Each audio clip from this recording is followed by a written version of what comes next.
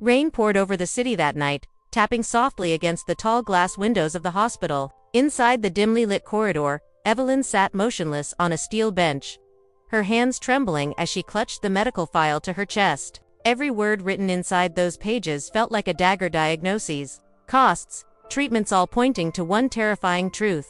Her little boy needed surgery. And fast. But she had nothing left. No savings. No help. And certainly, no one to call.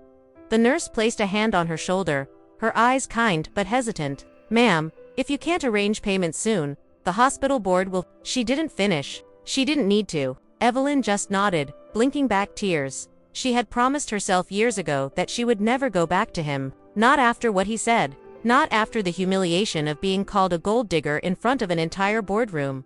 Stop pretending. Evelyn, Adrian Kane, the Millionaire CEO, had spat, his voice cold as glass. "You wanted money, not love. And now you want my name for your child. Don't make me laugh."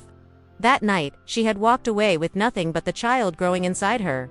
Now, 5 years later, fate dragged her back to the same city, same rain, same cold, same silence, but this time, the fight wasn't for pride. It was for her son's life. Her little boy Liam lay unconscious behind the glass of the ICU. Wires covered his small body. Machines hummed rhythmically, each beep a reminder that time was slipping away. Evelyn pressed her forehead against the window, whispering through her tears, "Mommy's here, baby, Mommy's here." Then her phone rang. She hesitated, then answered, her voice raw. "Hello." The voice on the other end froze her blood. Deep, familiar, unmistakable.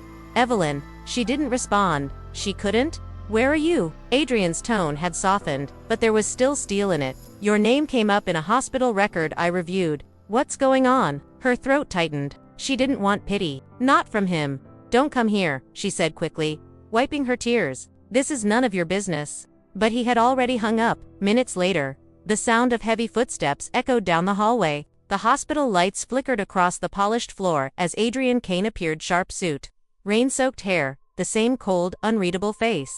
He stopped a few feet away from her, eyes scanning her trembling form. "Why didn't you tell me?" Evelyn lifted her chin, her voice shaking but fierce. "Because you made it clear neither I nor my son needed your name." Her words sliced through the silence like glass.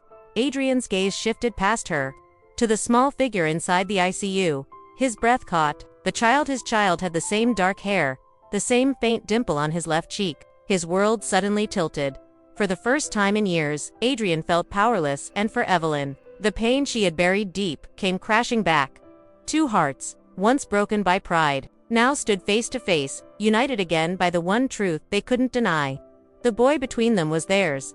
The soft hum of hospital machines filled the silence as Adrian Kane stood at the window, frozen. Beyond the glass, his son, his own blood, lay small and fragile, fighting for every breath. For the first time in his carefully controlled life, the man who once ruled boardrooms and billion-dollar deals couldn't find words. "Liam," he murmured, tasting the name on his lips as though it belonged to a dream. Evelyn, still seated on the hard plastic chair, didn't look up.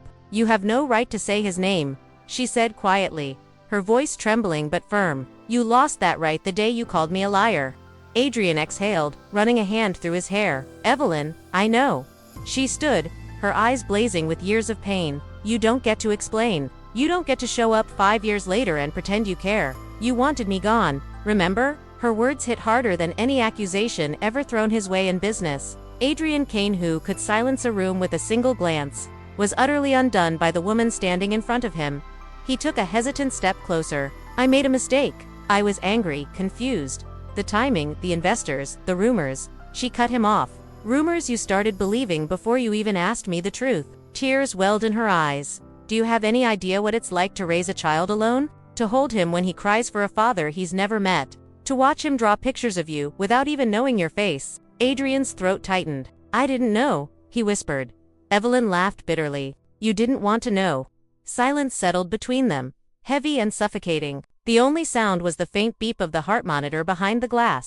Then the doctor approached, his expression serious. "Mrs. Collins, your son's condition is stabilizing for now, but he'll need surgery within the next 24 hours. I'm sorry, but we can't proceed without payment." Evelyn's face went pale. I'm working on it. Please, just give me some time." Adrian stepped forward. "You'll have the payment by tonight," he said firmly. Pulling out his phone, Evelyn turned on him instantly. "No," I said, "I don't want your money."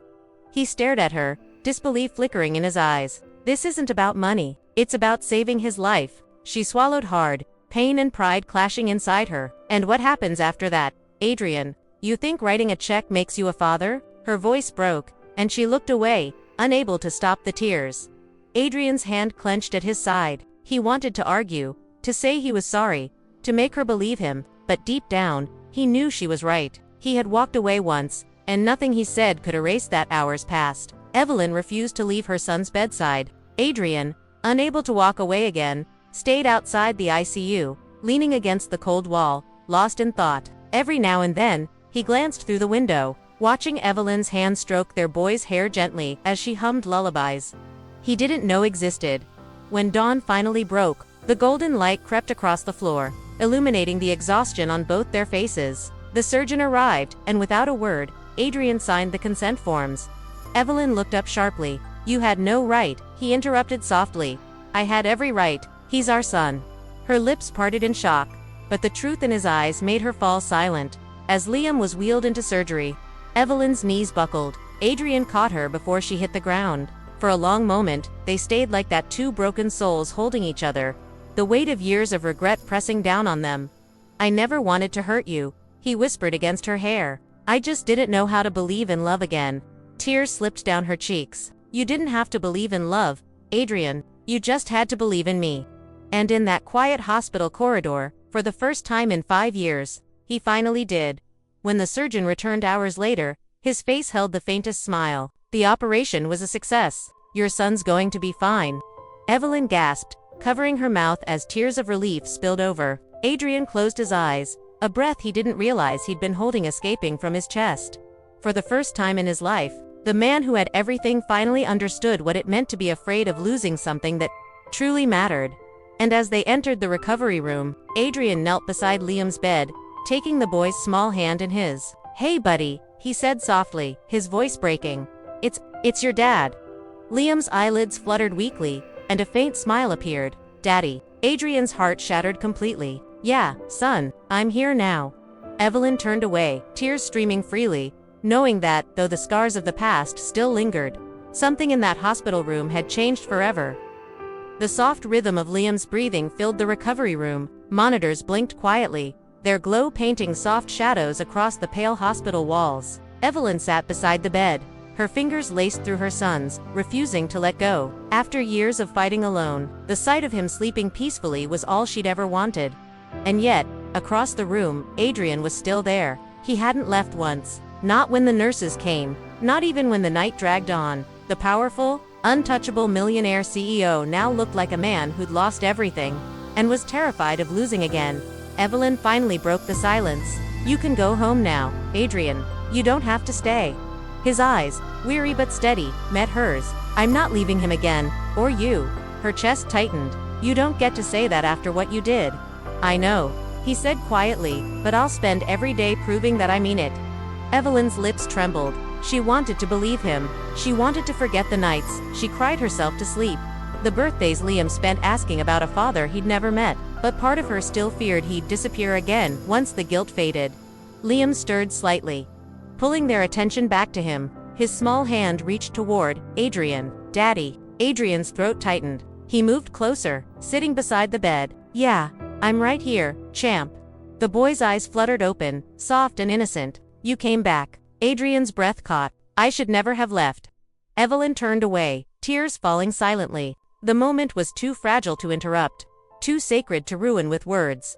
A few hours later, as the morning sun poured into the room, Liam whispered, "Daddy, can you stay with us?" Evelyn froze. Adrian's gaze softened, a mix of sorrow and promise in his eyes. "Yes," he said finally, brushing his son's hair back, "for as long as you'll have me." The doctor entered soon after, smiling at the improvement in Liam's vitals. "He's strong," he said. "You're lucky to have such a fighter." Adrian nodded. "He gets that from his mother." Evelyn looked at him, startled by the sincerity in his tone. The next few days blurred into a rhythm of slow healing. Adrian brought breakfast every morning. He talked to Liam about school, toys, and dreams. He even helped Evelyn with paperwork, quietly covering the bills she tried so hard to pay alone. But one evening, Evelyn found him sitting alone in the hospital garden, staring at the city skyline.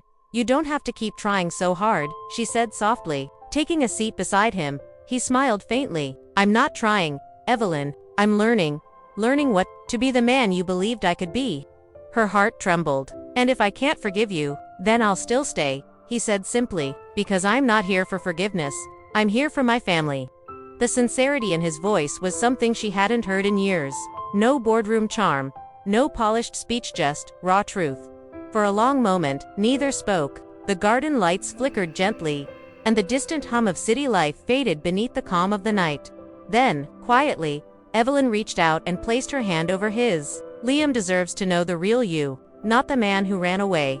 Adrian turned toward her, eyes glistening. He will. Weeks later, Liam was discharged. As they stepped out of the hospital together, the crisp breeze of morning hit their faces. A new beginning.